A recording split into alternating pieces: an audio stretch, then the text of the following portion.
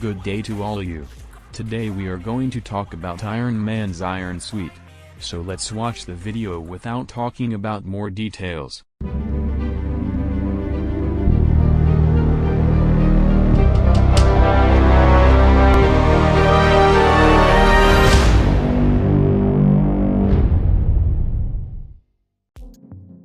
The first armor that the MCU's heroic Tony Stark builds is a matter of life and death. Instead of building a missile for the 10 Rings inside a cave in the middle of the desert, Tony and fellow hostage Ho Yinsen, Sean Tobe, secretly put together a rough suit of armor with the few resources they can salvage. They arm it with 2 flamethrowers under each hand, a limited rocket launcher, and very crude jet boots. Given the source of its materials, the whole armor is bulletproof, although its rushed design leaves multiple vulnerable spots at risk, such as the joints and eye holes.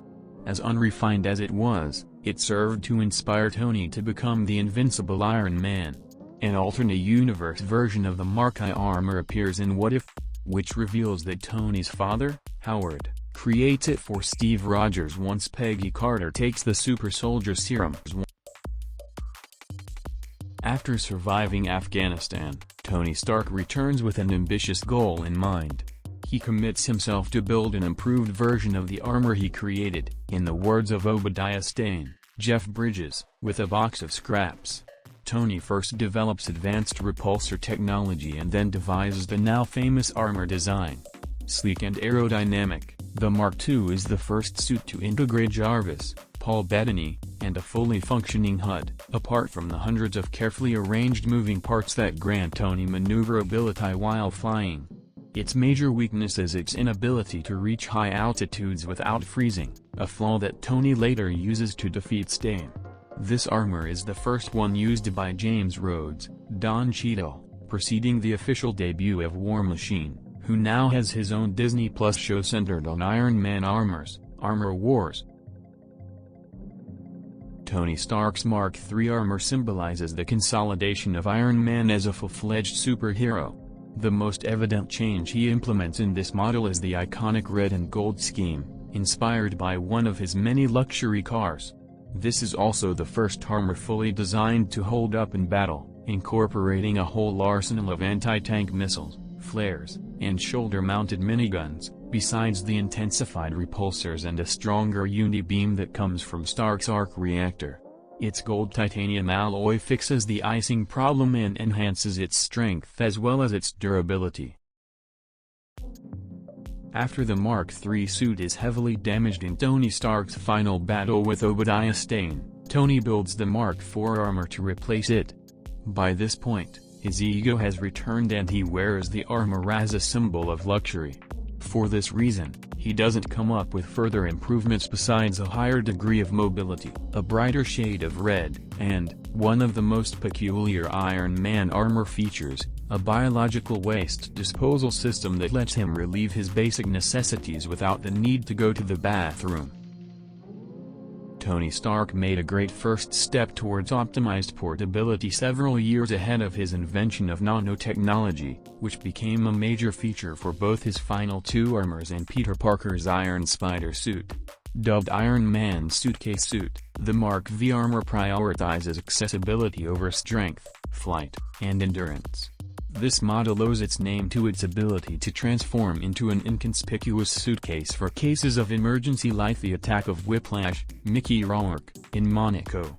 It's composed of a large number of lightweight plates that allow for a quick suit-up and a great range of movement at the cost of its durability.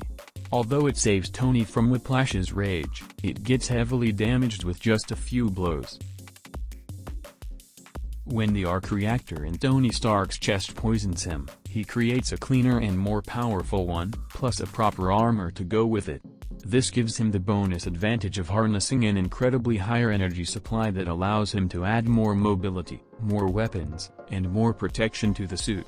The new features include a powerful laser, arm-mounted mini-missiles, considerable resistance to electricity, as evidenced by its durability against Whiplash and Thor, Chris Hemsworth, and the ability to perform perfectly underwater. Tony Stark's suit up after Loki, Tom Hiddleston, threw him off Stark Tower during the Avengers helped the Mark VII armor get engraved in the minds of the fans. This model takes the shape of a rocket-like pod that attaches to a pair of bracelets and assembles around Tony, simplifying the suit-up process. The circular arc reactor returns and so does the suit's whole arsenal, plus a new bunch of powerful missiles and rechargeable lasers capable of decimating the Chitauri, although not with the same efficiency as Captain Marvel during Avengers Endgame's final battle. The Mark VII possesses a powerful thruster in its back, which frees up Tony Stark's hands and allows him to blast his opponents while flying at full speed.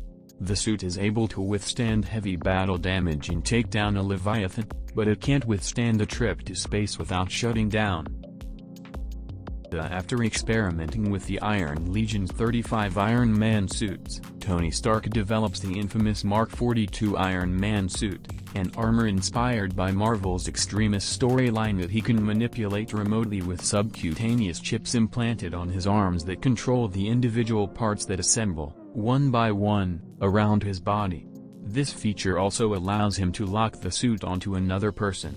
Prodigal Son can also be controlled with a headset that allows Tony to take full command of the suit from a very distant location. It sports a lighter shade of gold and, while still equipped with all of the regular weaponry, relies on its high-powered repulsor technology to fight. Tony Stark promised not to continue his armor-building venture with the Clean Slate protocol in Iron Man 3. However, Mark 43, which he used to fight Ultron and his robot army, proved otherwise. This model takes the best features from the Mark VII and Mark 42 armors, merging the versatility of the latter with the endurance of the former. This Iron Man armor is designed to fit inside Stark's Hulkbuster, and contrary to the previous model, it can break into pieces but doesn't shatter under heavy hits. It also adds an infrared scanning system and the ability to switch into Sentry mode. The Hulkbuster armor finally arrived in Avengers: Age of Ultron after years of anticipation since Tony Stark's cameo in the post-credits scene of The Incredible Hulk. This colossal suit is developed by Tony Stark and Bruce Banner, Mark Ruffalo, as a contingency plan in case the gamma-radiated scientists lost control. Powered by multiple arc reactors, the armor is deployed by a satellite named Veronica and assembled onto Tony's regular armor. All of its weapons are custom designed to subdue the Hulk, with sedatives, jackhammer hands, and replaceable parts to help him. The Hulkbuster returns in Avengers: Infinity War, this time worn by Bruce Banner. The model carries over all of the features from Mark 43 and reinforces the whole armor with chromed gold titanium, making it considerably tougher and shinier. The overall design is sleeker and pioneers the hexagonal shape around its arc reactor. Since Ultron transformed Jarvis into Vision, this is the first Iron Man model to use his replacement, Friday, Jennifer Connelly. This suit is so durable that it manages to withstand a fight against Ultron and his minions and still be able to overload the machine that detonates Sokovia, subsequently surviving the raining debris. The suit Tony Stark used to fight Captain America, Chris Evans, and Bucky Barnes, Sebastian Stan, is the first one to be inspired by the Bleeding Edge armor from the comics, prior to the nanotech armor he uses in Avengers: Infinity War. The miniature arc reactors scattered throughout the armor enhance its power, and its collapsible structure enable Tony to manipulate it more easily. He can put it on effortlessly with the touch of a button, and the helmet can retract into the suit. Tony's watch stores a glove that has sonar and flashbang blasts that help him fight Bucky Barnes even without the need to wear the rest of the suit. The Mark 47 armor that appears in Spider-Man: Homecoming is directly inspired by the Ultimate Marvel comics, with its middle portion sporting a silver color.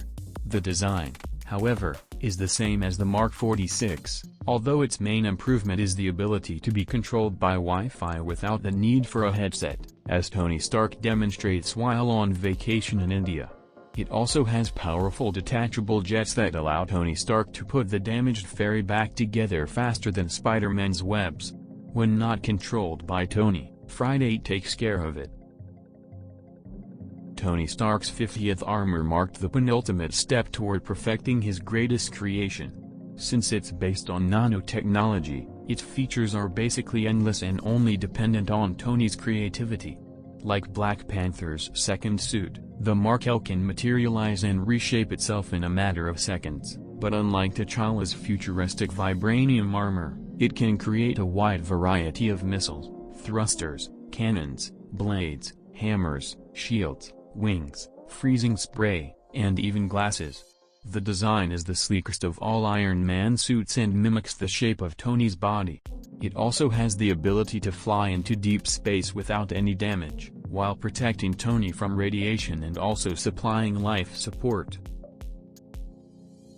Tony Stark spent the 5 years after Thanos snapped polishing his ultimate suit, which resulted in the Mark 85.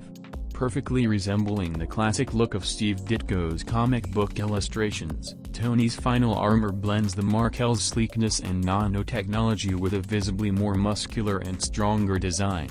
Not only does this model perfect all of the previous features but also possesses enough strength to withstand an all-out fight with Thanos and harness the power of all 6 Infinity Stones.